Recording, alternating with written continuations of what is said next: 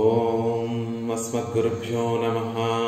శ్రీరంగసింహగిరిదేశికపాదసేవా ప్రార్థాకిల ద్రవిడవేద రహస్యజాతం శ్రీగౌతమాన్వయజమాశ్రితభాగధేయం గోపాలదేశికమహం శరణం ప్రపద్యే.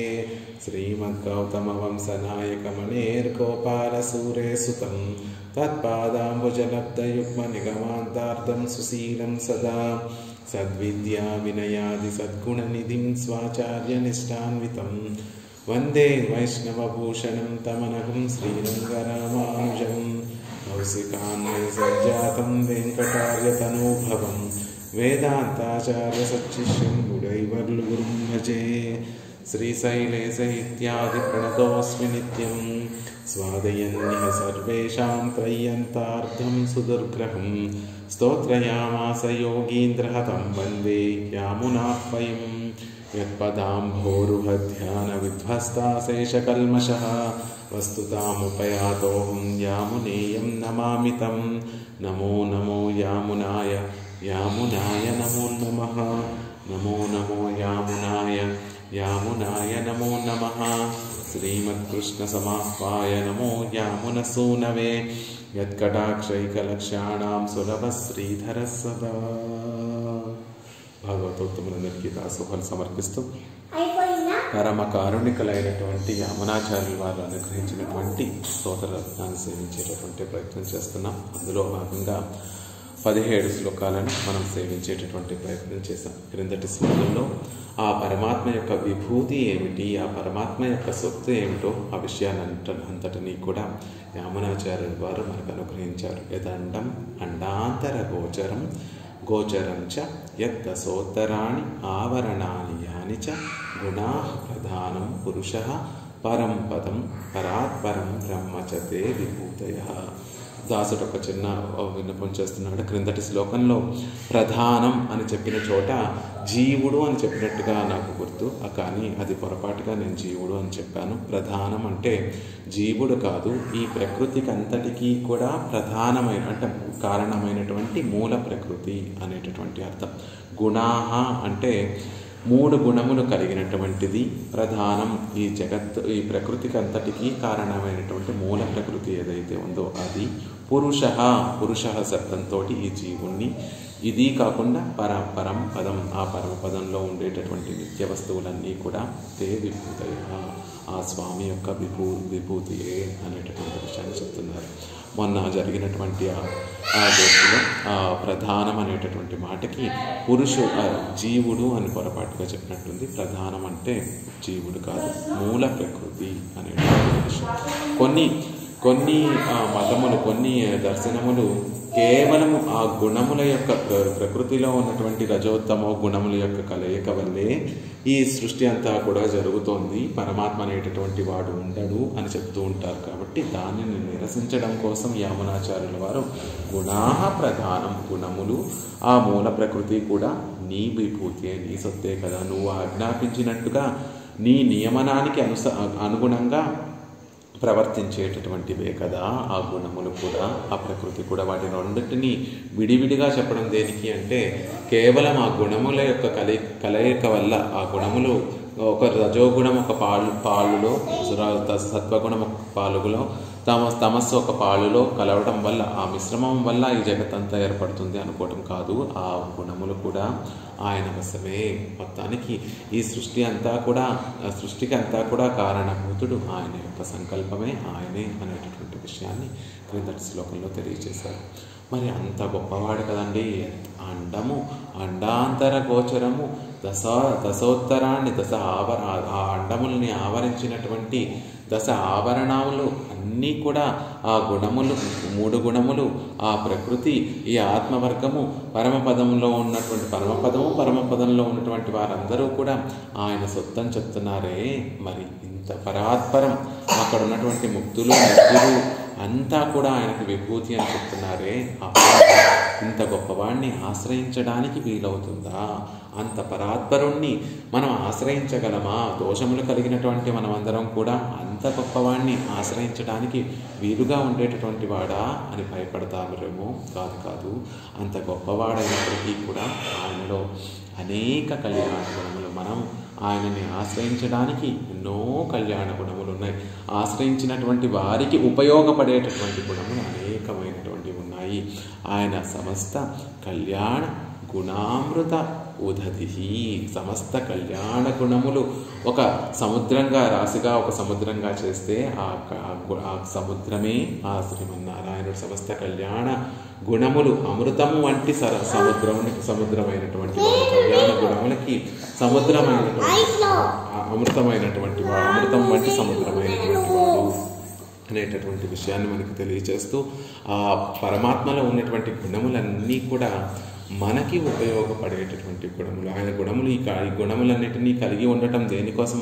ఈ గుణములన్నీ కూడా పరమాత్మని ఆశ్రయించడం దేనికోసము అంటే అవన్నీ కూడా తనని ఆశ్రయించినటువంటి వారికి ఉపయోగపడడం కోసం అనేక కళ్యాణ గుణములు కలిగినటువంటి వాడు ఆ శ్రీమన్నారాయణుడు. క్రిందటి శ్లోకంలో ఆయన పరత్వాన్ని సర్వాధిక్యాన్ని తెలియచేస్తే అంత గొప్పవాడిని ఆశ్రయించడానికి అవదేమో, మనం వెనక్కి వెళ్ళిపోతామేమో, అంత గొప్పవాడి దగ్గరికి నీ దోషాలతోటి వెళ్ళిపోతామేమో అనేటటువంటి భయం బెంగక్కర్లేకుండా ఆయనలో అనేక కళ్యాణ గుణములు ఉన్నాయి. తేలిగ్గా ఆయనని ఆశ్రయించడానికి ఆయనలో అనేక కళ్యాణ గుణములు ఉన్నాయి. ఆ గుణములు కూడా ఆయన కోసం ఉండటం లేదు, ఆ ఉన్నటువంటి ప్రతి గుణము కూడా మన కోసమే ఆయనలో ఆశిస్తున్నాయి అనేటటువంటి విషయాన్ని మనకి ఈ శ్లోకంలో తెలియజేస్తారు.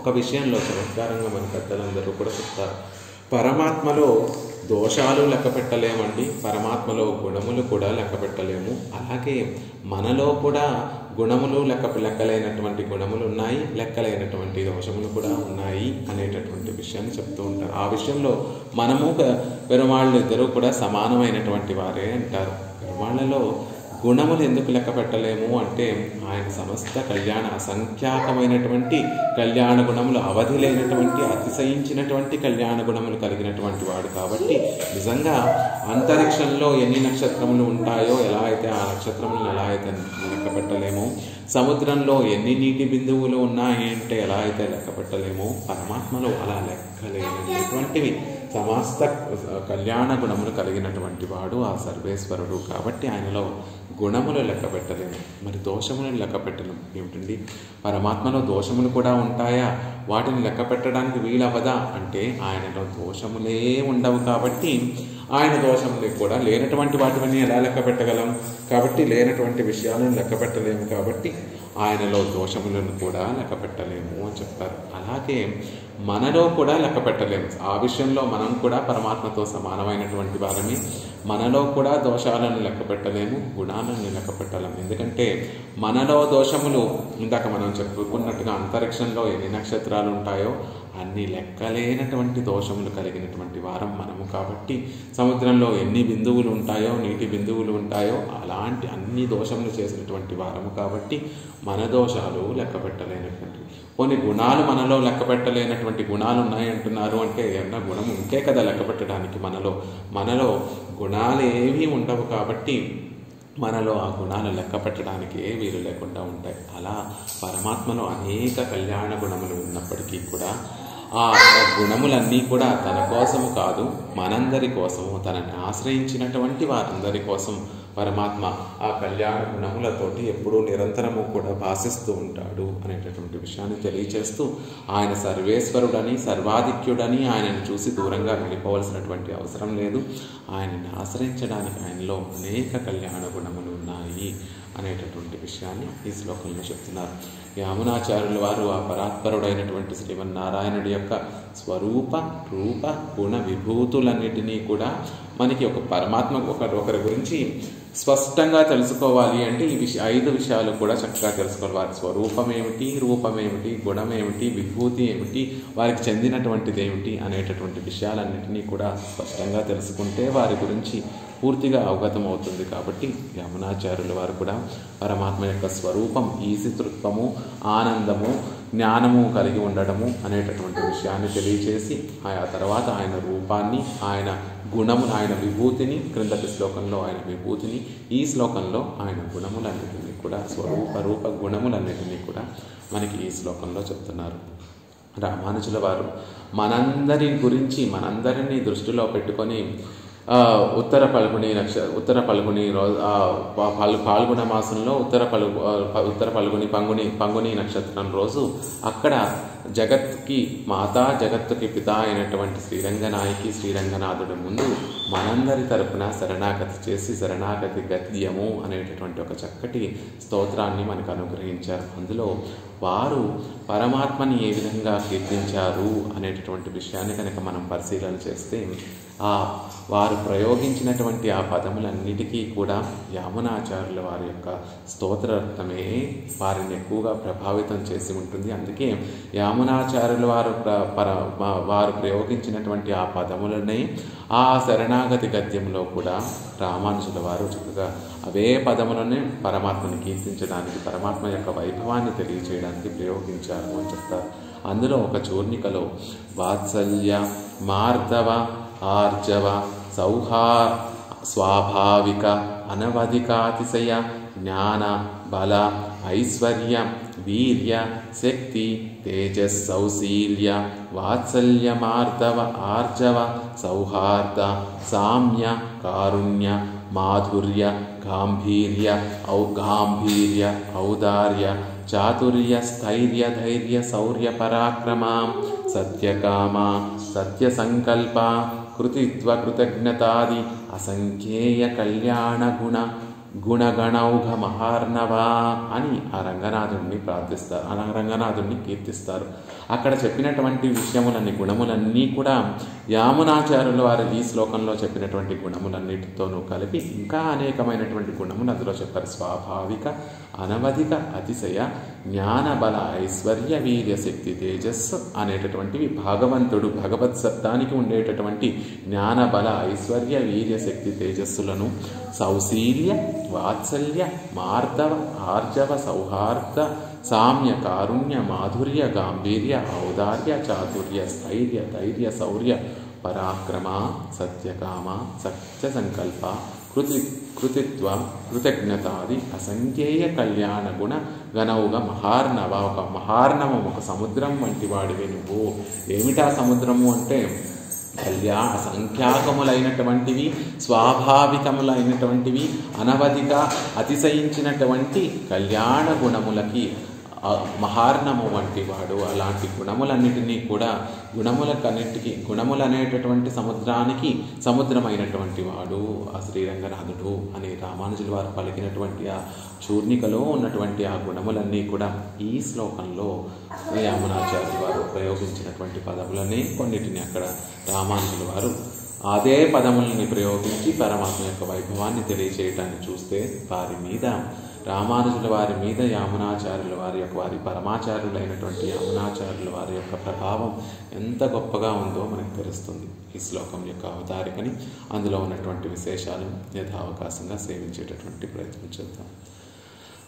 వసీ ఇత్యాది కీష్ శరణ్యనుడయ ఉత్కర్షం సొల్లి. క్రిందటి శ్లోకాలలో శరణ్యనుడయ, ఎవరినైతే మనం ఉపాసన చేయాలో, ఎవరినైతే మనం శరణాగతి చేయాలో వారి ఆ పరమాత్మ యొక్క ఉత్కర్షం సొల్లి, ఆయన యొక్క గొప్పతనాన్ని అంతటినీ కూడా మనకి తెలియచేసి, అంటే ఆయన విభూతిని, ఆయన ఈశితృత్వాన్ని, ఆయనలో ఉన్నటువంటి కారణత్వాన్ని, ఆయనలో ఉన్నటువంటి పరత్వ చిహ్నములన్నిటినీ, ఆయన యొక్క గొప్పతనాన్నంతటినీ కూడా క్రిందటి శ్లోకాలు, ఆయన విభవాన్ని, ఆయన విభూతిని అంతటినీ కూడా క్రిందటి శ్లోకాల్లో చెప్పి, ఇదిల్ ఉభయ విభూతి నాథనై నమ్మాల్ కిట్టలామో ఎండ్రు కుతాసపడి. అంత ఉభయ విభూతి నాయకుడు కదా ఆయన, అంత గొప్పవాణ్ణి నమ్మాల్ కిట్టలామో, మనం ఆయనని చేరుకోగలమా, ఆయన వద్దకు మనం సమీపించగలమా అనేటటువంటి సందేహం, కుతాసపడి అనేటటువంటి సందేహం లేకుండా ఆశ్రితర్కు విజయం துறையான கல்யாண குணங்களிலே పన్నీరండు గుణంగళై అరుళి చేయగిరార్.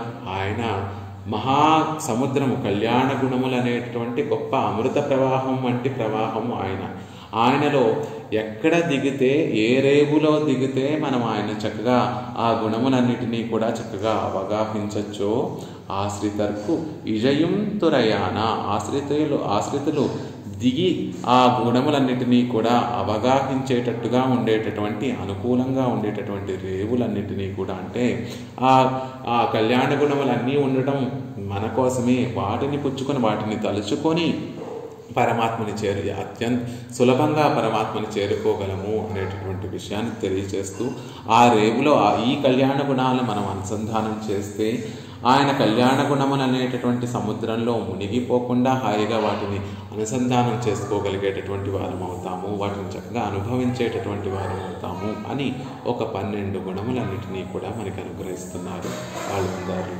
వాల్మీకి మహర్షి కూడా రామచంద్రుడి యొక్క 16 గుణాలను ఎవరిలో సాంప్రతం కౌనస్మిన్ సాంప్రతం లోకే అని చెప్తూ, ఈ కాలంలో మనుషుడిగా సజాతీయుడిగా మనుషుడిగా ఉండి ఎవరిలో 16 కళ్యాణ గుణములు ఉన్నాయి అని నారద మహర్షిని ప్రశ్నిస్తే నారద మహర్షి దానికి సమాధానంగా ఆ 16 కళ్యాణ గుణములన్నీ కూడా పరమాత్మ దగ్గర రామచంద్రుడిలో ఉన్నాయి అనేటటువంటి సమాధానాన్ని నారద మహర్షి ఇస్తారు. కానీ ఇక్కడ రెండిటికి తేడా చూడండి. వాల్మీకి మహర్షి ఏమో ప్రశ్నించి ఆ భగవద్ గుణానుభవాన్ని తెలుసుకుంటే, మన పూర్వాచార్యుల యొక్క వైభవం ఏమిటి అంటే వారికి ఆచార్య కటాక్షంగా, భగవంతుని యొక్క కటాక్షంగా ప్రశ్నించవలసినటువంటి అవసరం లేకుండా ఆ పరంపరగా వస్తున్నటువంటి జ్ఞానంలో పరమాత్మలోనే కళ్యాణ గుణాలు ఉన్నాయి అని వారు పరంపరగా వచ్చేటటువంటి ఆ జ్ఞాన సంపదనంతటినీ కూడా తెలుసుకున్నటువంటి వారై అవి తర్వాత తరాల వారికి అందాలనేటటువంటి విషయంతో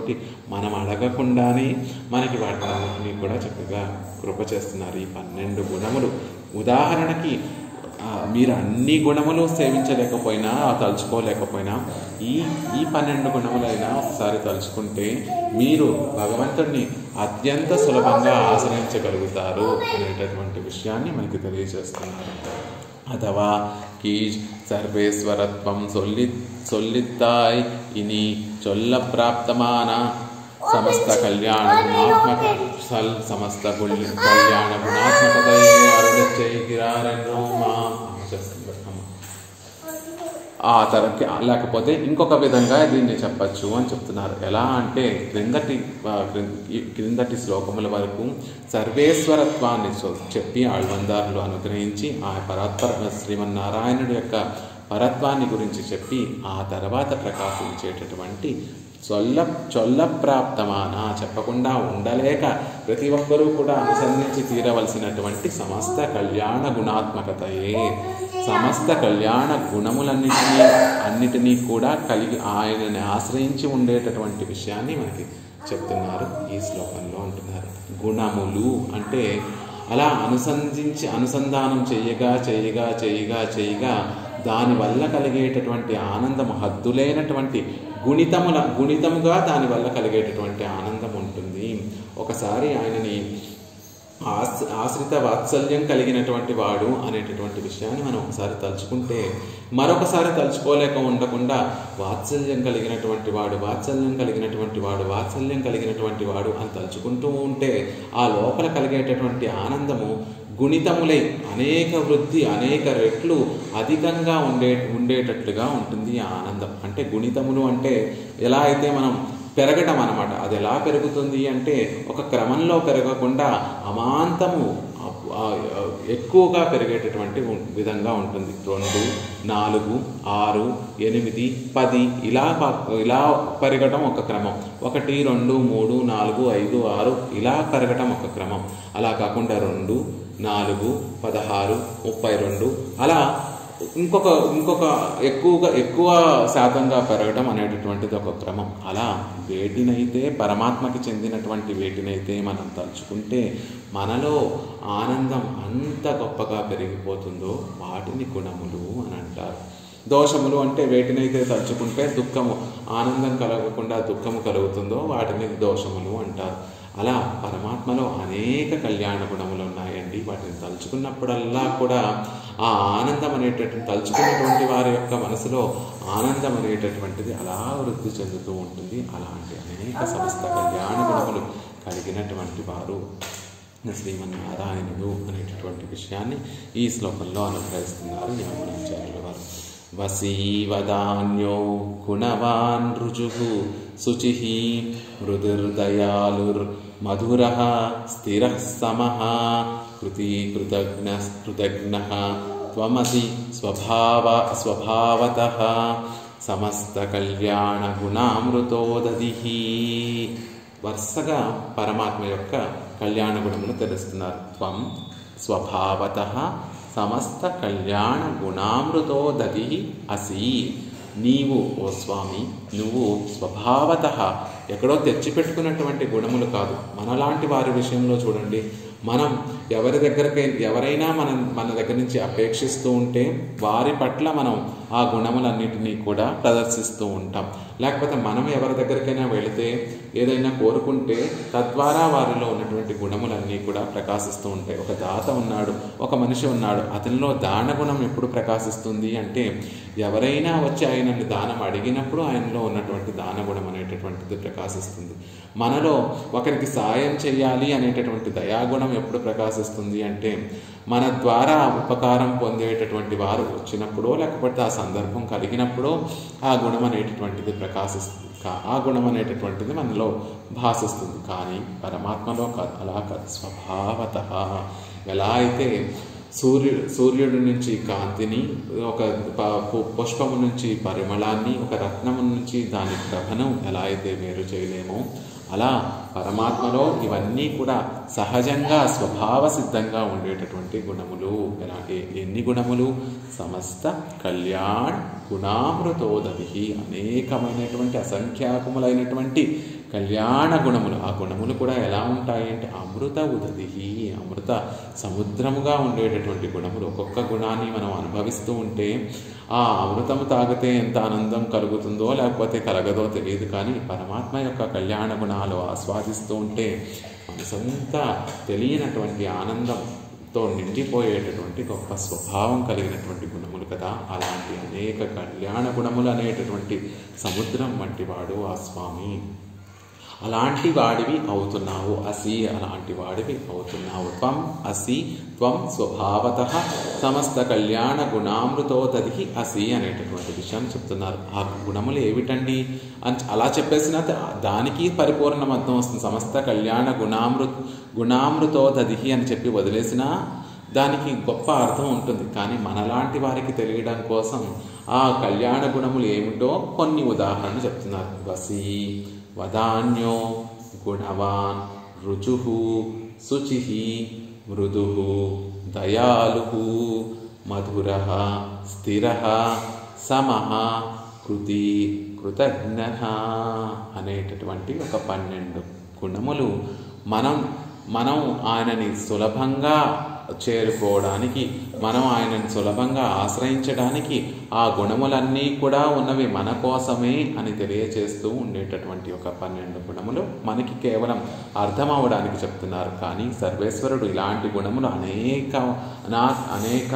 అనేకమైనటువంటి అసంఖ్యాకములైనటువంటి అనేక గుణములు, కళ్యాణ గుణములు కలిగినటువంటి వాడు అనేటటువంటి విషయం చెప్తున్నారు. త్వం నీవు వసి, వసత్వము కలిగినటువంటి వాడు అంటే నీ వశములో నువ్వు ఉండేటటువంటి వాడివి. నీకన్నా నిన్ను శాసించేటటువంటి వారు మరొకరు లేరు.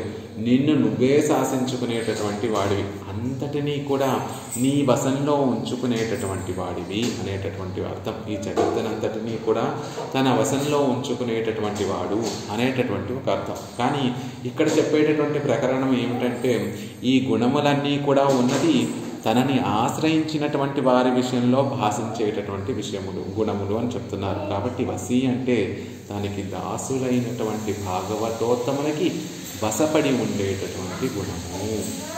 ఎవరైతే ఆయనని ఆశ్రయిస్తారో ఒక్కసారి ఆయన పాదాలను మనం పట్టుకుంటే మనకి ఆయన దాస్యం చేసే అంత గొప్ప వసుడుగా ఉండిపోతాడు ఆ స్వామి అని చెప్పడంలో ఎవరి వశం తనని ఆశ్రయించినటువంటి భాగవతోత్తములకి వశపడి ఉండేటటువంటి వాడు అంటున్నారు. వదాన్యో అంటే ఉదారమైనటువంటి దాతవు. అలా వశపడిపోయినటువంటి వారికి ఏం చేస్తాడు ఆయన అంటే వారు కోరుకున్నటువంటి పురుషార్థములన్నింటినీ కూడా అలవోకగా ఉదారంగా ఇచ్చేసే, అడిగినా అడగకపోయినా వారికి అలాంటి చతుర్విధ పురుషార్థములన్నిటినీ కూడా చక్కగా ఇచ్చేటటువంటి ఆ గొప్ప ఔదార్యం కలిగినటువంటి వాడు. ఒక అతను మనకి దాసుడుగా నా వశంలో ఉండి కూడా మనకి ఏ సంతోషాన్ని కలగచేయకపోతే ఆయన విషయంలో మనకి ఆనందం ఎలా కలగదో, పరమాత్మ మనకి వశపడిపోయి, భాగవతోత్తములకి వశపడిపోయి ఉండి వారు అడిగినటువంటి వారి ఇష్టములు, వారిని రక్షించేటటువంటి ప్రక్రియలో వారి ఇష్టములన్నిటినీ ఇస్తూ వారి అనిష్టములన్నిటినీ కూడా తొలగించేటటువంటి వాడు. ఆ ఇష్టమైనటువంటి వాటివన్నిటినీ కూడా కటాక్షించటంలో గొప్ప ఔదార్యంతో, ఉదారత్వంతో ప్రసాదించేటటువంటి వాడు. గుణవాన్, గొప్ప గుణము కలిగినటువంటి వాడు. అదేమిటండి, గుణముల గురించే చెప్తున్నారు కదా. మళ్ళీ గుణవానని మళ్ళీ ఇంకొక పదాన్ని ఇక్కడొక గుణవానని వేశారు. మళ్ళీ సమస్త కళ్యాణ గుణామృత ఉదదిహి అనేటటువంటి విషయాన్ని అక్కడొక పదం వేశారు. అక్కడ గుణానికి ఇక్కడ గుణానికి తేడా ఏమిటి అంటే, ఇది గుణముల గురించి చెప్తోంది కాబట్టి ప్రత్యేకంగా ఒక గుణం గురించి చెప్తున్నారు. గుణవాన్ అంటే సౌశీల్యాది గుణములు కలిగినటువంటి వాడు. అక్కడ కూడా 16 గుణములు, రామచంద్రుడి యొక్క 16 గుణములను ప్రశ్నించినప్పుడు వాల్మీకి మహర్షి కోనస్విన్ సాంప్రతం లోకే గుణవాన్ కశ్చ వీర్యవాన్, గుణవంతుడెవరు అని ప్రశ్నించినటువంటి చోట మన పెద్దవారందరూ కూడా గుణములే కదండి అడుగుతున్నాడు, మళ్ళీ గుణవంతుడు ఎవరండి అని అడుగుతున్నాడు. ఏమిటి అంటే, అక్కడ గుణం అంటే మామూలు సామూహిక కామన్ వర్డ్ కాదు, అది ఆ గుణములన్నిటినీ చెప్పేటటువంటి ఒక సమస్త పదం కాదు.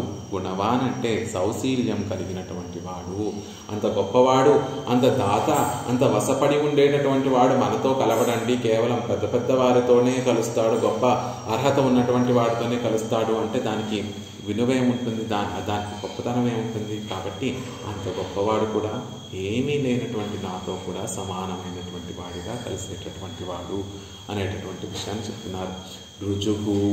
రుజుత్వము కలిగినటువంటి వాడు. రుజుత్వము అంటే తాను చేసేటటువంటి 3 పనులు కూడా త్రికరణ శుద్ధిగా ఉండేటటువంటి వాడు. తన మాట, తన చేతి, తన మనసులో ఉండేటటువంటి భావన, తన మాట, తన చేసేటటువంటి పని 3 కూడా ఒకే రకంగా, తన భక్తుల విషయంలో ఒకే రకంగా ప్రవర్తించేటటువంటి వాడు. దీనికి ఒక ఉదాహరణ చెప్పుకోవాలి అంటే, రుద్రుడు తన భక్తులని కాపాడుతానని తన భక్తుడికి మాట ఇచ్చి తన భక్తుడి యొక్క ద్వారం దగ్గర పాలకుడిగా ఉండి కాపాడుతాను, రక్షిస్తాను అని చెప్పి తీరా ఆపద సమయంలో ఆ భక్తుడిని విడిచిపెట్టి తాను ఆ యుద్ధం నుండి ఎలా అయితే వెళ్ళిపోయాడో, అంటే చెప్పినటువంటి మాట ఒకటి, తన మనసులో రక్షించాలనేటటువంటి భావన ఒకటి, తాను చెప్పినటువంటి మాట ఒకటి, చేసినటువంటి పని వేరేది అయినట్టుగా అలాంటి ప్రవర్తనలు కాకుండా తన భక్తుల విషయంలో మనస్సు, వాక్కు, కర్మ 3 కూడా ఒకే విధంగా కలిగినటువంటి వాడు. రుచిహి పావనత్వము కలిగినటువంటి వాడు అనేటటువంటి విషయం. తనని ఆశ్రయించినటువంటి వారిని పవిత్రులను చేసేటటువంటి వాడు. ఈ గుణములన్నీ కూడా ఆయన విషయంలోనూ అన్వయిస్తాయి. కేవలం ఒక్కటి ఆయన విషయంలోనే చూడాలి అంటే పవిత్రుడు, అన్నిటినీ పవిత్రం చేసేటటువంటి వాడు అనేటటువంటి అర్థం. మరి ఆ గుణం మనకెలా ఉపయోగపడుతుంది అంటే, తనని ఆశ్రయించినటువంటి వారిలో దోషాలన్నిటినీ కూడా క్రమక్రమంగా తొలగించి, పాపాలన్నిటినీ కూడా క్రమక్రమంగా తొలగించి పావనత్వాన్ని మనకి కలిగించేటటువంటి వాడు. మృదువు, మార్ధవాన్ని కలిగినటువంటి వాడు, మృదువైనటువంటి హృదయం కలిగినటువంటి వాడు. దయాళువు, దయా స్వభావం కలిగినటువంటి వాడు. మధుర, అసలు ఆయన రక్షించినా రక్షించకపోయినా, కటాక్షించకపోయినా మధురమైనటువంటి వాడు. ఎవరెవరు ఏ విధంగా ఆయన నుండి ఆనందాన్ని కోరుకుంటున్నారో, ఎవరెవరో ఆయనని ఏ విధంగా ఉపాసన చేస్తున్నారో అన్ని విధములలోనూ ఆనందాన్ని కలిగించేటటువంటి మధురమైనటువంటి వాడు అనేటటువంటి విషయాన్ని తెలియజేస్తున్నారు. స్థిరమైనటువంటి బుద్ధి కలిగినటువంటి, స్థైర్యము కలిగినటువంటి వాడు. ఒక్కసారి మనం ఆయన పాదాలు ఆశ్రయించి తర్వాత మనం సడలిపోయినా ఆయన మీద ఉండేటటువంటి విశ్వాసాన్ని సడలించేసిన ఆయన మాత్రం మన మీద ఉండేటటువంటి భావన మార్చుకోనటువంటి వాడు. అంటే మనని ఎప్పుడూ కూడా తన వశం చేసుకొని ఒకసారి మనల్ని పట్టుకుంటే మనల్ని విడవనటువంటి భావనలు కలిగినటువంటి వాడు. సమహ, పరమసముడు, సర్వసముడు, అందరినీ ఒకే విధంగా కటాక్షించేవాడు. ఒకరు అధికారం ఉన్నటువంటి వారు, ఒకరు యోగ్యత కలిగినటువంటి వారు, ఒకరు అయోగ్యులు, ఒకరు అధికారం లేనటువంటి వారు, ఒకరు భక్తి కలిగినటువంటి వారు, ఒకరు భక్తి లేనటువంటి వారు, ఒకరు గొప్ప నిష్ట కలిగినటువంటి వారు, నిష్ట లేనటువంటి వారు అనేటటువంటి తేడాలేమీ చూడకుండా తన పట్ల ఆభిముఖ్యము, తన పట్ల తనని చేరుకోవాలి అనేటటువంటి ఆశ కలిగినటువంటి వారందరినీ కూడా సమంగా కటాక్షించేటటువంటి వాడు, కృతకృత్యుడైనటువంటి వాడు.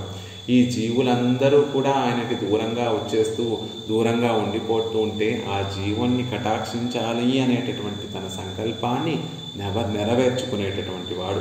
అంటే మనం ఆయనని చేరుకోవడానికి ఆయన అనేకమైనటువంటి పనులు చేస్తూ ఉంటే, పనులు చేస్తూ ఉంటే ఆ పనులన్నీ కూడా నెరవేరేటటువంటి వాడు. అంటే మనని ఆయన దాసుడిగా చేసుకోగలిగినటువంటి పనులు చేసి కృతకృత్యుడైనటువంటి వాడు. కృతజ్ఞ, కొంచెం ఆయన పట్ల ప్రేమ చూపించినా తిరిగి కృతజ్ఞతాభావం కృతజ్ఞతాభావం ఎవరు ఏమాత్రం మేలు చేసినా జ్ఞాపకం ఉంచుకొని పొంగిపోయేటటువంటి స్వభావం కలిగినటువంటి వాడు. ఈ 12 గుణములతో పాటు సమస్త కళ్యాణ గుణామృతోదధి స్వభావత త్వమసి. స్వామి నువ్వు ఈ 12 గుణములే కాదు, కేవలం మనకి ఆయన గొప్పవాడు, ఆయన ఆశ్రయించడం ఎలా అని భయపడుతున్నటువంటి మనకి ఉదాహరణగా ఇదిగోండి ఈ గుణములు కొన్ని తలుచుకుంటే చాలు ఆయన పాదాల దగ్గరికి వెళ్ళి చేరిపోతామే. ఆయనలో ఉండేటటువంటి ఒక్కొక్క గుణము ఆయనకి గొప్ప కీర్తి తెచ్చిపెడుతోంది. కానీ అవన్నీ ఉన్నవి మన కోసం కదా అని ఆ గుణములన్నింటినీ కూడా మనకి చూపిస్తూ, ఇదే కాదు సమస్త కళ్యాణ గుణామృతోదధి, గుణములనేటటువంటి అమృతం వంటి సముద్రుడు ఆ శ్రీమన్నారాయణుడు అనేటటువంటి విషయాన్ని తెలియజేస్తున్నారు మనకి ఆళ్వందార్లు ఈ శ్లోకంలో. వసి ఈ సొన్న ఈ సితృత్వత్తై ఏ తన్ వసత్తిలే నడత్తి వర్తిక్కుమెంగై. కింద చెప్పినటువంటి ఈశితృత్వం శాసింపబడేటటువంటి దానిని తన స్వాధీనంలో నడిపి నిర్వహిస్తున్నటువంటి వాడు. అంటే తాను అందరినీ శాసించేటటువంటి వాడు. తనకన్నా కింద ఉన్నటువంటి తనకన్నా వేరైనటువంటి విషయాలన్నిటినీ కూడా తన వశంలో ఉంచుకునేటటువంటి వాడు. ఆ విషయాన్ని వసీ అనేటటువంటి విషయంతో చెప్తున్నారు. ఇత్తాలం స్వతంత్రన్ పక్కలిలే గుణం కిడందాల్ అదు పెరు విలయానమెన్నుమిడం తొలుగిరదు. ఇది చెప్పడం ద్వారా గొప్పవాడి యొక్క విషయంలో, ఒక స్వతంత్రుడి అయినటువంటి వారి విషయంలో ఏదైనా ఒక గుణం ఉంటే అది గొప్ప విలువ కలిగి ఉంటుందండి అనేటటువంటి విషయాన్ని చెప్తున్నారు. నిజంగా ఈ గుణములన్నీ కూడా ఆయనలో చేరి ఉన్నాయి కాబట్టి వీటికి ఇంత గొప్ప వైభవం కలిగి ఉంటుంది. అదే వశపడి ఉండటం, దయా కలిగి ఉండటం, మధురంగా ఉండటం, స్థిరంగా ఉండటం, సమంగా ఉండటం, అవన్నీ మనని చేరితే అవి గొప్పగా ప్రకాశించవండి. ఇవన్నీ కూడా ఈశితృత్వం కలిగినటువంటి వాడు, సర్వాధిక్యుడైనటువంటి వాడి దగ్గరికి చేరాయి కాబట్టి వాటికి గొప్ప వైభవం కలుగుతోంది. పెరు విలయనామెన్నుమిడం, వాటికి ఒక గొప్పతనం కలుగుతోంది అంటున్నారు. చూడండి, చక్రవర్తి దగ్గర ఒక చిన్న రత్నం ఉన్నా కూడా ఆ రత్నం ఎంత గొప్ప వైభవాన్ని ఎలా అయితే తెచ్చుకుంటుందో, సామాన్యుడి దగ్గర ఒక పెద్ద రత్నం ఉండి చక్రవర్తి దగ్గర ఒక చిన్న రత్నం ఉన్నా కూడా చక్రవర్తి దగ్గర ఉన్నటువంటి చిన్న రత్నానికే గొప్ప విలువ, ఒక గొప్ప వైభవం కలుగుతుందే తప్ప ఒక సామాన్యుడి దగ్గర పెద్ద రత్నానికి ఆ వైభవం ఎలా అయితే కలగదో, అలా ఈ గుణములన్నీ కూడా ఆ సర్వేశ్వరుడైనటువంటి సర్వనియంత సర్వాధిక్యుడైనటువంటి శ్రీమన్నారాయణుని చేరి ఉన్నాయి కాబట్టి వీటన్నిటికీ కూడా గొప్ప వైభవం కలిగి ఉందండి అనేటటువంటి విషయాన్ని చెప్తున్నారు. సర్వస్య వసీ సర్వసీసానః బృహదారణ్యము అనేటటువంటి ఒక ఉపనిషత్తులో సర్వస్య వసి సర్వసి ఈశానః, అన్నిటినీ తన వశంలో ఉంచుకునేటటువంటి వాడు, అన్నిటినీ శాసించేటటువంటి వాడు అంటున్నారు. జగద్వసే వర్తతే ఇదం కృష్ణస్య చరాచరం. మనకి ఉన్నటువంటి విష్ణు సహస్రనామంలో కూడా ఈ జగత్తంతా కూడా ఎవరి వశంలో ఉంటుంది అంటే కృష్ణుడి యొక్క వశంలోనే ఉంటుంది అని వ్యాస మహర్షి కూడా ఈ జగత్తును అంతటినీ కూడా ఆ కృష్ణుడే తన వశంలో ఉంచుకునేటటువంటి వాడు. ఇక్కడ చెప్పేటటువంటిది నారాయణుడి గురించి కదండి. కృష్ణుడి గురించి ఒక అవతార విశేషాన్ని చెప్తే అది పరమాత్మకు ఎలా అన్వయిస్తుంది అంటే కృష్ణ శబ్దానికి అర్థం ఆనందాన్ని అనుగ్రహించేటటువంటి వాడు కాబట్టి ఆనందం అనుగ్రహించేటటువంటి వాడు అని ఆ వేదాలలో పరమాత్మ గురించి చెప్పబడింది కాబట్టి ఆ కృష్ణ శబ్దము పరమాత్మకే చెంది ఉన్నది. కాబట్టి జగత్తునంతటినీ కూడా తన వశంలో ఉంచుకునేటటువంటి వాడు ఆ సర్వేశ్వరుడు. అలా అన్నిటినీ తన వశంలో ఉంచుకునేటటువంటి వాడు అని చెప్పడం ద్వారా ఆయన వైభవం చెప్పబడింది. కానీ ఇది మనకెలా ఉపయోగపడుతుంది అనంటే అథవా తన్నుడయ తిరువడిగళిల్ ఆనుకూల్యముడయార్ వసత్తిలే తాజ్ నిర్కుం ఎన్నుమా. అథవా లేకుంటే దీన్ని ఎలా చెప్పచ్చు అంటే తనని ఆశ్రయించినటువంటి వారి తన శ్రీచరణాల పట్ల ఆనుకూల్య భావాన్ని కలిగినటువంటి వారి వశంలో తాను కలవారి వశంలో తాను విధేయుడుగా ఉండేటటువంటి విషయాన్ని ఇక్కడ చెప్తున్నారు. తనని ఆశ్రయించినటువంటి వారు కూడా కాదు, తన పట్ల ఆనుకూల్య స్వభావం కలిగినటువంటి వారు ఎవరైతే ఉంటారో వారి విషయంలో తాను వశపడిపోయి ఉంటాడు అనేటటువంటి విషయాన్ని ఈ శ్లోకంలో మనకి ఈ విషయం ద్వారా మనకి తెలియజేస్తున్నారు అంటున్నారు. ఎలాంటిది, ఎలా తాను లొంగిపోయి ఉంటాడు అంటే ఇమౌస్మ మునిశార్దూల కింకరౌ సముపస్థితౌ ఆజ్ఞాపయ యథేష్టం వైశాసనం కరవా కిం అని రామచంద్రుడు విశ్వామిత్ర మహర్షి దశరథ మహారాజు దగ్గరికి వచ్చి యజ్ఞ సంరక్షణార్థం రామచంద్రుడిని పంపించమని కోరినప్పుడు రామచంద్రుడిని లక్ష్మణస్వామిని విశ్వామిత్ర మహర్షి వెనక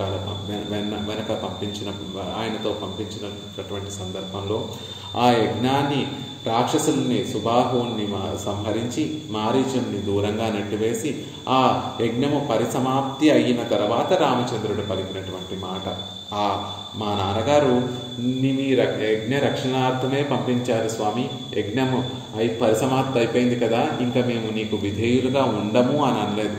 ఒక్కసారి నిన్ను ఆశ్రయించిన తర్వాత ఓ మహర్షి మేము నీకు కింకరలము, ఇంకా ఇప్పటికీ కూడా నిన్నే స్వామిగా నిన్నే యజమానిగా భావిస్తున్నటువంటి వారు, అలాంటి కింకరను మేము ఇక్కడ ఉన్నాము, నువ్వు నీ యథేష్టంగా ఇంకా కూడా వినియోగించుకోవచ్చు. ఏదో ఆ యాగము పూర్తయిపోయింది కదా, మా పని అయిపోయింది కదా అని మళ్ళీ మమ్మల్ని విడిచిపెట్టే కొత్త లేకుండా నిన్ను ఆశ్రయించినటువంటి కింకరులము కాబట్టి నీ యథేష్టిగా నీకు ఇష్ట వినియోగార్హంగా మమ్మల్ని ఉపయోగించుకొని మమ్మల్ని కృతార్థుని చెయ్యి అని రామచంద్రుడు పలికినటువంటి శాసనం చేసి మా ద్వారా ఏ సేవలు చేయించుకుంటే ఆ సేవలు చేయించుకో స్వామి అని చెప్పినటువంటి సందర్భం. అలా ఆయన ఆనుకూల్య భావం కలిగి ఉండి ఆయన పట్ల ఎవరైతే ఉంటారో వారికి దాస్యం చేసేటటువంటి కింకరుడుగా ఉండేటటువంటి స్థితిలోకి ఆయన మారిపోతారు అనేటటువంటి విషయాన్ని చెప్తున్నారు. ఆజ్ఞాపయ మహాబాహో బ్రూహియత్తే వివక్షితం. ఓ మహారాజా, ఆజ్ఞాపించు, నీకు ఏది అభిమతమో దాన్ని పలుకు అని చెప్పినట్టుగా కృష్ణుడు ధర్మరాజు చేసేటటువంటి రాజసూయ యాగానికి వచ్చినటువంటి సందర్భంలో నన్ను కూడా నువ్వు వినియోగించుకో అని చెప్పినటువంటి సందర్భంలో ధర్మరాజుతోటి కృష్ణ పరమాత్మ చెప్పినటువంటి సందర్భంలో, ఓ ధర్మరాజా, నన్ను ఆజ్ఞాపించి ఏ కార్యక్రమం ఏ పని చేయమని నన్ను ఆజ్ఞాపిస్తావో చెప్తే అలా నేను నీ ఆజ్ఞకు లోబడి నీ ఆజ్ఞకు ప్రవర్తించి ఏ రాజసూయాగంలో నేను సేవ చేయగలను అని కృష్ణ పరమాత్మ ధర్మరాజుతో కలిగినటువంటి మాట. స్వయమేవ హరిర్వప్రే విప్ర పాదావనే జనం. అలా తర్వాత తాను ఏం చేశాడు అంటే తానే కోరుకున్నాడు, నేను స్వయంగా బ్రాహ్మణులు ఈ రాజసూయ యాగానికి విచ్చేసేటటువంటి బ్రాహ్మణోత్తములు ఎవరైతే ఉంటారో వారి యొక్క పాదపద్మములను నేను కడిగి ఆ తీర్థాన్ని చల్లుకొని శిరస్సును ధరించేటటువంటి ఒక గొప్ప పనిని నాకు ప్రసాదించు ధర్మజ అని ధర్మరాజుతోటి చెప్పి ఆ పనిని తాను స్వీకరించి ఆ భాగవతోత్తముల యొక్క పాదాలను తాను ప్రక్షాళన చేసి ఆ తీర్థాన్ని తాను స్వీకరించినటువంటి వాడు, అంతలా ఒదిగిపోయేటటువంటి వాడు. అనన్యాధీనత్వం ఇత్యాది వరదరాజస్తవంలో కూడా కురద్దాళ్వాన్ ఒక చక్కటి శ్లోకంలో చెప్తారు, ఓ స్వామి, ఓ వరదరాజా, వేదాలు నీకు స్వాతంత్ర్యాన్ని సహజంగాని పలుకుతూ ఉంటాయి. వేదాలన్నీ కూడా నువ్వు స్వతంత్రుడవని, నియంతవని, ఈశితృత్వం కలిగినటువంటి వాడివని, గొప్పవాడివని చెప్తూ ఉంటాయి. కానీ భక్తులకి వశమై ఉండటం నీకు సహజమని మేము భావిస్తున్నాం. భాగవతోత్తములందరూ కూడా, జ్ఞానులందరూ కూడా ఏం తెలుసుకుంటారు అంటే, వేదం చెప్పినట్టుగా ఆయన సర్వస్వతంత్రుడని, సర్వాధిక్యుడని అనేటటువంటి విషయాన్ని తెలుసుకోకుండా ఆయన భక్త సులభుడు, భక్తులకి ఆశ్రితుల యొక్క వశంలో ఉండేటటువంటి వాడు అనేటటువంటి విషయంగా ఆయన తెలుసుకుంటారు అని పూరతాజ్వాన్ చెప్పినట్టుగా, ఆశ్రిత పరతంత్ర నాయిరుక్క మిరుప్పు பிறர்க்காவே என்றால் నివారకరిల్లామయ్యాలే స్వాతంత్ర్య కార్యమాయిరుక్కుం. అదేమిటండి మరి ఇది వసి అనేటటువంటి విషయంలో ఎలా ఒదుగుతుంది? ఇలా ఆశ్రితులకి దాసుడుగా ఉండటం అనేటటువంటిది వసి అనేటటువంటి గుణానికి ఎలా, అన్నిటినీ తన వశంలో ఉంచుకునేటటువంటి నియంత స్వతంత్రుడు అనేటటువంటి విషయానికి ఎలా పొసుకుతుంది అంటే, తాను ఆశ్రితులకి దాసుడుగా ఉండేటటువంటి సమయంలో, ఆశ్రితులకి పరతంత్రుడుగా ఉండేటటువంటి సందర్భంలో నువ్వు ఎందుకు ఇలా ఉంటున్నావు అని అడిగేటటువంటి వారు లేరు. నువ్వు ఇలా ఉండు అని ఆయనకి నిన్ను ఆశ్రయించినటువంటి వారి విషయంలో నువ్వు పరతంత్రుడుగా ఉండు అని ఆయనకి ఎవరూ చెప్పేటటువంటి వారు లేరు. ఆయనని ప్రశ్నించేటటువంటి వారు కూడా లేరు. ఎందుకు ఇలా ఉంటున్నావు అని ప్రశ్నించేటటువంటి వారు ఎవరు లేరు. ఎందుకు ఉండడం లేదు అని ప్రశ్నించేటటువంటి వారు మరొకరు లేరు. కాబట్టి తన స్వతంత్ర సంకల్పానుసారంగా తను ఆశ్రితులకి పరతంత్రుడిగా ఉంటున్నాడు. కాబట్టి ఇది స్వతంత్రుని యొక్క కార్యము, స్వాతంత్ర్య కార్యము అని చెప్తున్నారు. అందుకని వసి అన్నిటినీ తన వశంలో ఉంచుకునేటటువంటి వాడు. ఈ జీవుడు ఈ శరీరాన్ని విడిచిపెట్టి పరమపదం చేరిన తర్వాత పరమాత్మ తన చెయ్యి అందించి తన తొడ మీద ముక్త పురుషుని తన తొడ మీద కూర్చుండబెట్టుకునేటటువంటి సందర్భంలో తన చెయ్యిని ఆసరాగా ఇచ్చి తన పాదాన్ని, ఆ ముక్త పురుషుని యొక్క పాదాన్ని తన కాలు మీద మోపి ఎక్కి తన ఒడిలో కూర్చోబెట్టుకుంటాడు ఆ పరమపదనాథుడు. ఆ సందర్భంలో అయ్యో, నేను పరమాత్మని స్పృశిస్తున్నానా, పరమాత్మని తంతున్నానా అనేటటువంటి భావన ఆ ముక్త పురుషుడికి రాదు. ఎందుకంటే ఆయన పరతంత్రుడు కాబట్టి. ఆ పరమాత్మకి ఏది ఆనందాన్ని కలిగిస్తే అదే చెయ్యాలి అని ఆ ముక్త పురుషుడు భావిస్తాడు. కాబట్టి ఆయన ఎలా చెప్తే, ఆయన నా పాదాలని నా పాదాన్ని మీద ఆసరాగా ఉంచుకొని పైకెక్కవయ్యా అని ఆజ్ఞాపిస్తే అలాగే నడుచుకుంటాడు. ఇక్కడ పరమాత్మ కూడా ఆశ్రితుల విషయంలో అంతే పరతంత్రుడిగా ఉంటాడు. అర్జునుడు కురుక్షేత్ర సంగ్రామ యుద్ధంలో తనకి సారథ్యాన్ని వహించేటటువంటి కృష్ణ పరమాత్ముడితోటి, ఓ కృష్ణ, నేను ఉభయ సేనల్ని కూడా ఒకసారి చూడాలనుకుంటున్నాను. ఆ సేనలో ఉన్నటువంటి వారిని, మా తరపున ఉన్నటువంటి వారిని, దుర్యోధన తరపున ఉన్నటువంటి వారందరినీ కూడా చూడాలనుకుంటున్నాను. రథాన్ని తీసుకొని వెళ్ళి ఆ ఇద్దరు మధ్యలో, ఆ యుద్ధరంగానికి ఆ రెండు సేనల మధ్యలో ఖాళీ స్థలంలో ఉన్న చోట్ల అందరూ కనిపించేటట్టుగా దాన్ని నిలుపు అని ఆజ్ఞాపిస్తే, ఆ ఆజ్ఞకి, అర్జునుడి యొక్క ఆజ్ఞకి వసుడైపోయినటువంటి కృష్ణ పరమాత్మ ఆ రథాన్ని ఎక్కడ అర్జునుడు తీసుకువెళ్ళి ఆపమన్నాడో అక్కడ ఆపి, నీ ఆజ్ఞానుసారంగా ఇక్కడ ఆపాను అని మళ్ళీ కృష్ణ పరమాత్మ అర్జునుడికి తెలియజేస్తాడు. అంత ఆశ్రిత పారతంత్ర్యం కలిగినటువంటి, అంటే తన భక్తుడికి ఊడిగం చేసే అంత గొప్ప ఆశ్రిత పారతంత్ర్యం ఎవరుంటారండి? సర్వేశ్వరుడు. కింద శ్లోకంలో మనం చెప్పుకున్నటువంటి యత్ అండం అండాంతర గోచరం యత్ దశోత్తరాణి ఆవరణాని యానిచ, అవన్నీ కూడా తన విభూతిగా కలిగినటువంటి వాడు.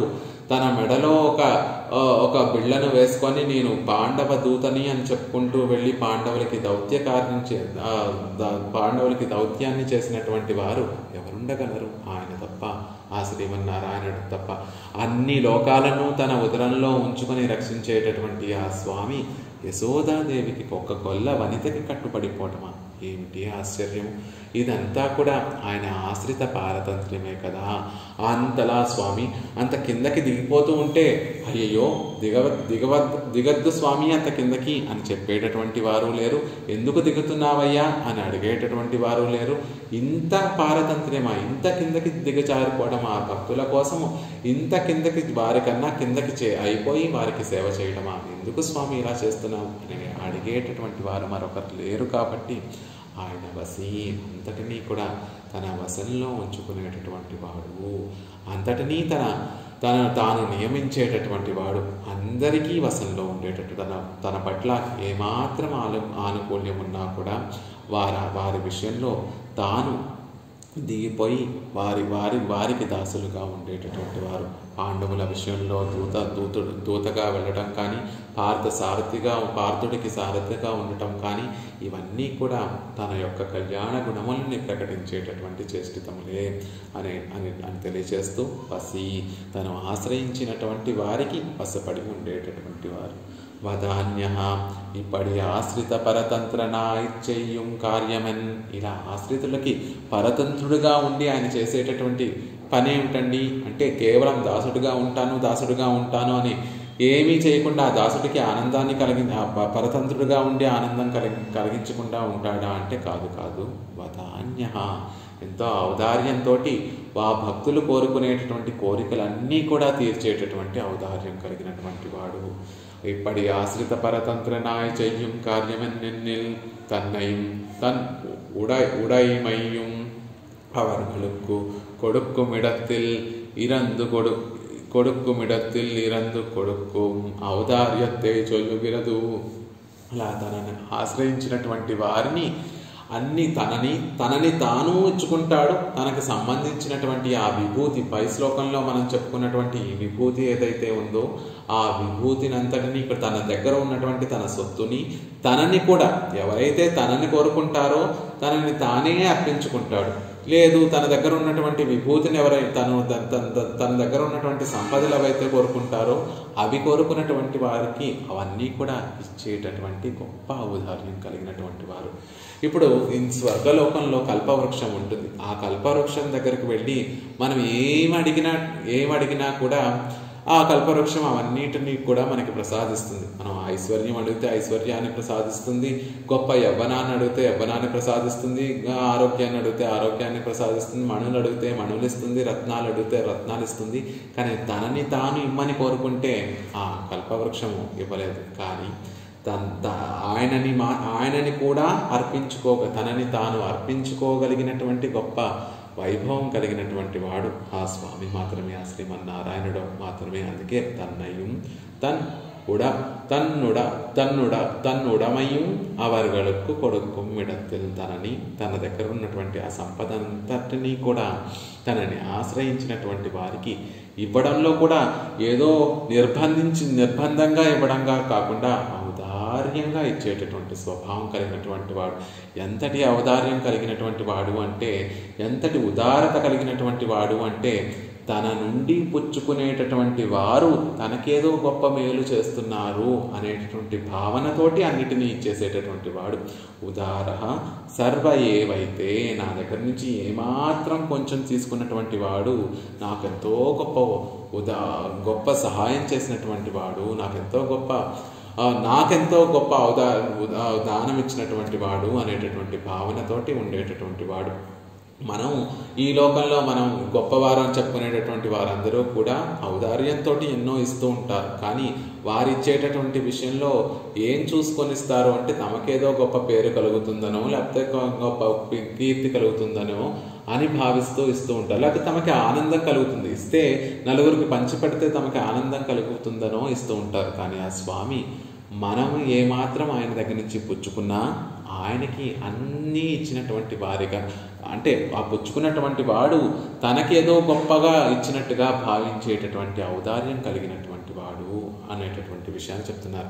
4 పురుషార్థములు ఈ లోకంలో ఉంటే ఆ 4 పురుషార్థములు ఒకేసారి ఎవరైనా వచ్చి అడిగితే లేదు ఇప్పుడు నేను మోక్షాన్నే ఇస్తున్నాను, ధర్మాన్ని ఇవ్వలేను అని చెప్పడానికి ఒక కారణం అవ్వకుండా ఒక ఎక్స్క్యూజ్ ఉండకూడదు అనేటటువంటి భావనతోటే 4 భుజములు కలిగి ఉండి ఎవరికి ఏది కావాలంటే అవన్నిటినీ కూడా ఔదార్యంతో ఇచ్చేటటువంటి వాడు, ఇచ్చినటువంటి వాడిని పుచ్చుకున్నటువంటి వాడిని గొప్పగా మనసులో భావించేటటువంటి వాడు, తన దగ్గర నుంచి ఏమాత్రం కొంచెం పుచ్చుకున్నా ఆ పుచ్చుకున్నటువంటి వాడిని మనసులో గొప్పగా భావించేటటువంటి ఔదార్యం స్వభావం కలిగినటువంటి వాడు అనే ఆ ఔదార్యాన్ని అంతటినీ కూడా తెలియజేస్తున్నారు. పరమపదానికి ఈ జీవుడు ఈ శరీరాన్ని విడిచిపెట్టి పరమపదం వెళ్ళిన తర్వాత కొత్తగా వచ్చినటువంటి ఆ ముక్త పురుషుడికి స్వామి చెప్తాడు, ఈ లోకమంతా కూడా ఇక మీరే ఏలుకోవాలి ఈ పరమపదాన్ని అంతటినీ కూడా అని ఆ పరమపదాన్ని నిర్వహించేటటువంటి ఆ బాధ్యతనంతటినీ కూడా ఆ క్రొత్తగా వచ్చినటువంటి ముక్త పురుషుడికి ఇచ్చేసేటటువంటి గొప్ప స్వభావం కలిగినటువంటి వాడు అనేటటువంటి విషయాన్ని చెప్తున్నారు. ప్రియా వాక్ దానశీలస్య వదాన్యః పరికీర్తితః. ప్రియంగా ఉండేటటువంటి ప్రియమైనటువంటి మాటలు పలికేటటువంటి వాడు, దానగుణం కలిగినటువంటి వాడు వదాన్యుడు అనేటటువంటి విషయం చెప్తున్నారు.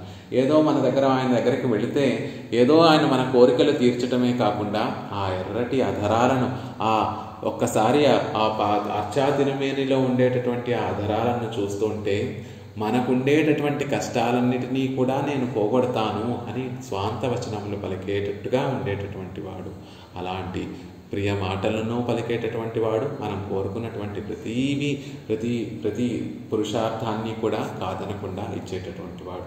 యా ఆత్మదా బలదా, మనకి ఆత్మలో తాను ఉండి ఆ ఆత్మను నిలబెట్టేటటువంటి వాడు, ఆ ఆత్మను మలచి ఆయనను సేవించేటట్టుగా మలచేటటువంటి వాడు, ఆయనను సేవించడానికి కావలసినటువంటి బలాన్ని కూడా శక్తిని కూడా ప్రసాదించేటటువంటి వాడవుతున్నాడు అని వేదాలలో చెప్తున్నాయి. తనను ఆత్మద అనేటటువంటి పదానికి తనని తానే అర్పించుకునేటటువంటి వాడు, తనని అనుభవించడానికి, తన భక్తులు తనని అనుభవించడానికి కావాల్సినటువంటి బలాన్ని ప్రసాదించేటటువంటి వాడు. ఆయనని చూస్తూ ఉంటే ఆయన సౌందర్యంలో మునిగిపోయి మనం ఆయన కైంకర్యం మర్చిపోతూ ఉంటే మళ్ళీ ఆ కైంకర్యాన్ని మనకి గుర్తు చేసి ఆ సౌందర్యాన్ని దాటి ఆయనకి కైంకర్యం చేసుకునేటటువంటి గొప్ప బలాన్ని ప్రసాదించేటటువంటి వాడు. యా ఆత్మద బలద, ఆత్మను ఇచ్చినటువంటి వాడు అంటే ఆత్మలో తాను ఉండి ఆత్మని నిలబెట్టేటటువంటి వాడు, ఆయన చేరుకోవడానికి బలాన్ని ఇచ్చేటటువంటి వాడు. అదే భక్తులలో అయితే తనని తానే అర్పించుకునేటటువంటి వాడు, తనని అనుభవించేటటువంటి ఆ భక్తులకు ఆ కైంకర్యం అనేటటువంటిది నిరవధికంగా నిర్వచనంగా సాగడానికి బలాన్ని సామర్థ్యాన్ని ప్రసాదించేటటువంటి వాడు అనేటటువంటి అర్థం.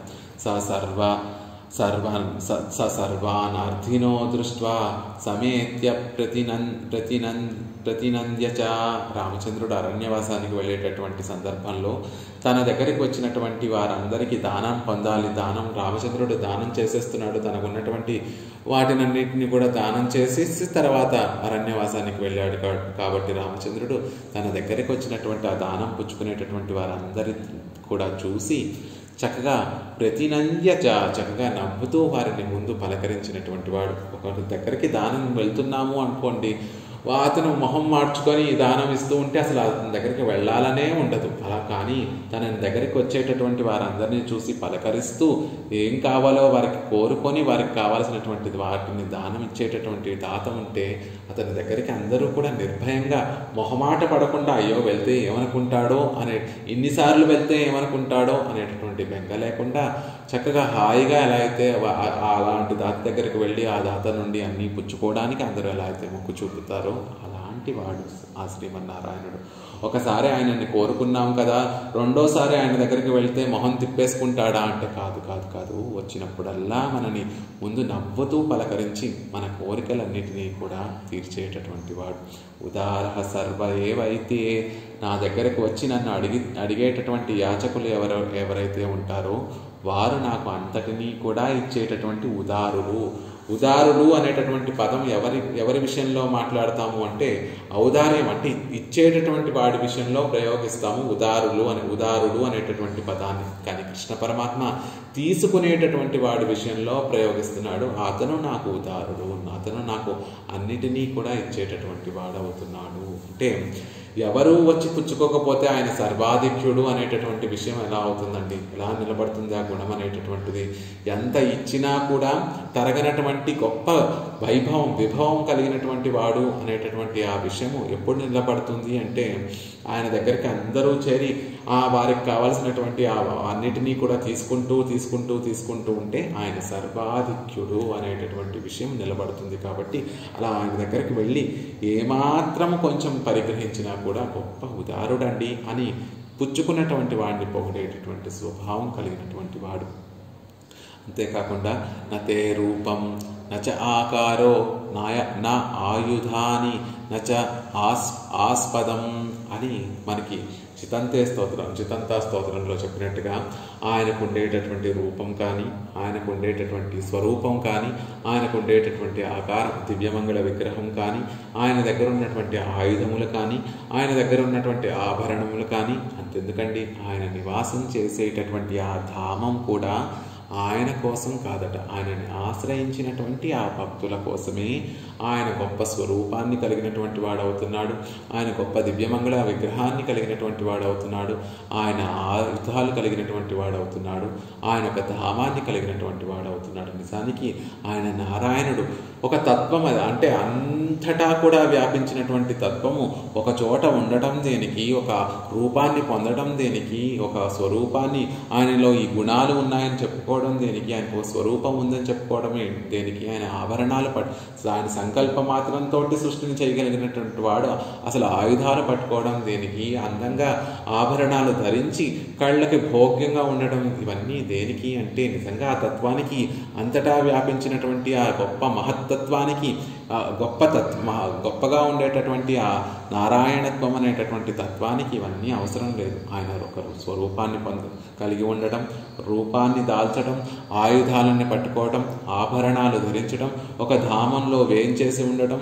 ఒక కోవెలలో దివ్యదేశంలో అత్యాతిరుమేని కలిగి ఉండడం, ఇవన్నీ కూడా మన కోసం కదా, తనని ఆశ్రయించినటువంటి భక్తుల సౌకర్యార్థము, భక్తులు ఆనందించడం కోసం వాటినన్నింటినీ సేవించి భక్తులు ఆనందిస్తూ ఉంటే తాను ఆనందపడిపోవడం కోసమే కదా ఇవన్నీ ఆ శ్రీమన్నారాయణుడు చేస్తున్నాడు అని చితంతా స్తోత్రంలో చెప్పినట్టుగా ఇవన్నీ కలిగినటువంటి వాడు వదాన్య. తనను ఆశ్రయించినటువంటి వారికి తన్నయం తన్ ఉడమయం அவர்களுக்கு கொடுக்கும் இடத்தில் இறந்து ఔదార్యத்தை చొల్లుతున్నదో ఆయన ఆశ్రయించినటువంటి వారికి తనని తాను అర్పించుకోవడంలోనూ, తనకి వారికి కావలసినటువంటి తన సంపదలన్నింటినీ కూడా ఇవ్వడంలోనూ ఉండేటటువంటి ఔదార్యాన్ని వదాన్య అనేటటువంటి గుణాన్ని తెలియజేస్తుంది అనేటటువంటి విషయాన్ని ఆళ్వార్లు అనుగ్రహిస్తున్నారు. మిగతాటువంటి విశేషాలు రేపటి రోజున యథావకాశంగా సేవించేటటువంటి ప్రయత్నం చేద్దాం.